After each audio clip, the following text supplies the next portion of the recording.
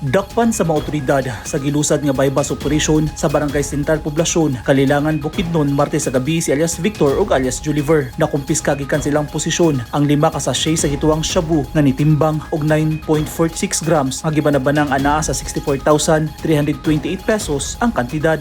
Lakip sa na-recover ang marked money, usa ka cellphone, pouch ug usa ka motor nga naay sidecar. Sa tubod Lanao del Norte, usa ka 45 anyos nga babae ang gidakop sa mga otoridad human sa gimplementa nga search warrant sa iyang balay sa Purok 1, Barangay Rinabor kagahapong adlaw, Miyerkules, Mayo 20 ning tuiga. Unom ka mga sachet sa gituhan nga shabu ug usa ka kahon sa posporo ang nakuha sa mga otoridad sa balay sa suspect nga si alias Jasmine. Matud sa kapulisan, miabot sa 7 grams ang gituhang shabu, balor 47,600 pesos.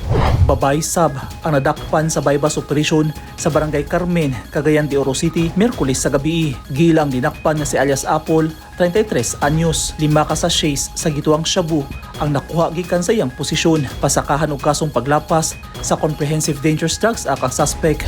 Ug sa Davao City, Sikop sa entrapment operation ang live-in partner nga si alias Janeth, 29 anyos ug alias Jarel. Residente sila sa Sinuda, Kitawtaw, Bukidnon tungod sa gingong pagpamaligya og PEKE nga gold. Gilusad ang operasyon sa Barangay Buda, Marilog District pasado las 5 sa hapon nitong Martes. Gawas na nakumpiska nga PEKE nga bulawan, nakakuha sa mga pulis ug mga sachet sa gituhang shabu. Lakip sa na-recover gikan sa mga suspect ang usa ka motor ug ubang mga item. Gipasakahan sa korte og kasong estafa si alias Janeth, samtang kaso sa illegal drugs ug estafa ang sa iyang live-in partner na si alias Jarel.